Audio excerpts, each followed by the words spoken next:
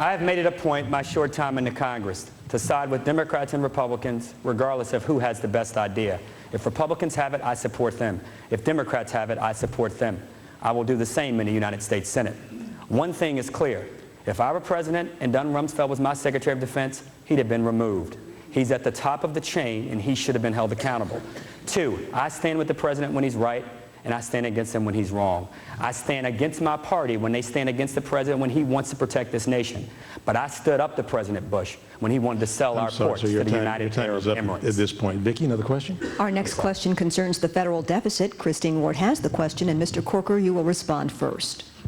Good evening, gentlemen. With the U.S. debt reaching $8.5 trillion this month, the country's borrowing seems out of control. If elected Tennessee's next U.S. Senator, how do you feel about your ability to contribute to balancing the federal budget? Can you commit to a pay-as-you-go policy to eliminate the yearly deficit? Mr. Corker. Thank you. I absolutely believe that I can contribute to that. I came here to Nashville in early 1995 as Commissioner of Finance. We had a $250 million mid-year budget gap, and I had to make cuts. I had to look at people in my offices and make cuts. As a matter of fact, there are still people around the state of Tennessee that won't support me in this race because of the cuts that I had to put in place during that time. I think we do need a new culture in Washington. We do. The fact is that people are spending way beyond our means. Every man and woman in this audience has $28,000 in debt today. That's what I will take to Washington. I would like to say that my opponent has proposed over $280 billion worth of amendments to an already huge federal deficit.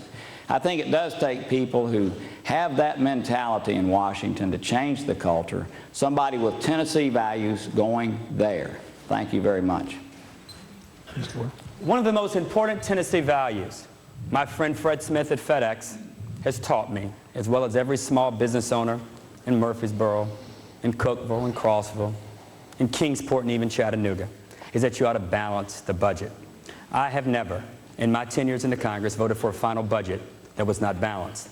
I, along with Jim Cooper and Lincoln Davis, are members of the Blue Dog Coalition. We have a very simple premise. It's called arithmetic. We don't support a budget that is not balanced.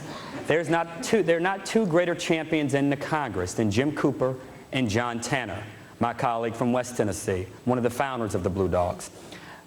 I will support pay-as-you-go. As a matter of fact, I've supported it my entire time in the Congress.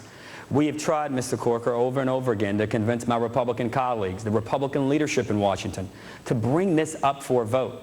But for some reason, they see fit not to. Now, my opponent has made many allegations and accusations about me.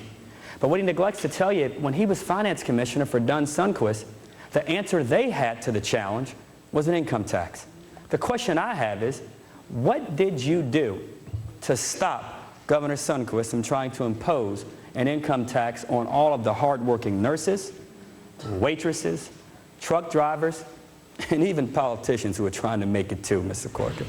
Mr. Corker, 30 seconds. My opponent takes a lot of liberties with facts, I've noticed over the course of the campaign. And the fact is that I was here during the first 18 months of the Sundquist administration.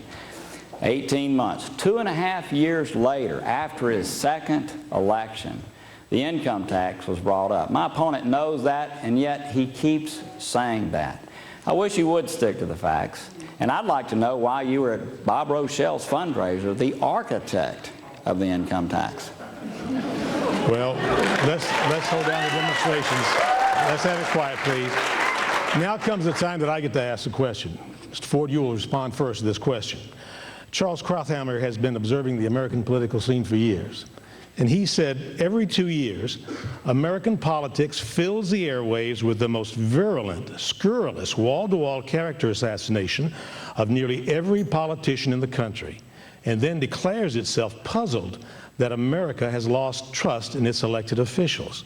I'd like your comment on that statement, and also give you the opportunity here to set the record straight about any of your opponent's commercials or commercials run by your opponent's national party that you believe grossly misrepresented your campaign. Thank you for the question. That's all in the past. It's here. We're here this evening for on a different note. I was a little surprised to see the smut and the slime come in my living room during family time, at least when most people are sitting around with their families having dinner, but that's in the past. This election is about change.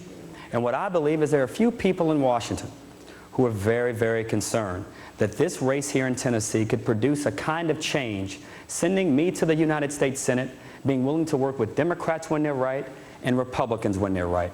That scares them more than anything. Now, I'm a believer, Mr. Corker, as you raised the point about taxes. I voted against Dunn-Sundquist, not once, but twice. And I'll make this point to you and lay it out on the table for you as well.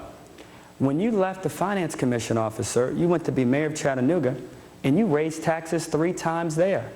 The question I have is, have you ever cut a tax in public life before? Well,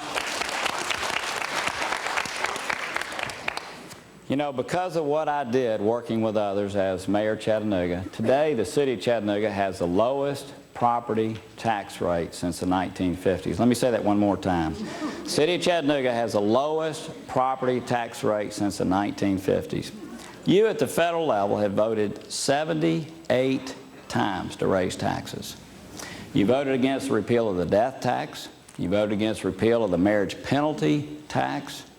As a matter of fact, if you were in office in 09 and 010, middle income taxes in Tennessee are going to go up at least 58%, and some think 100%.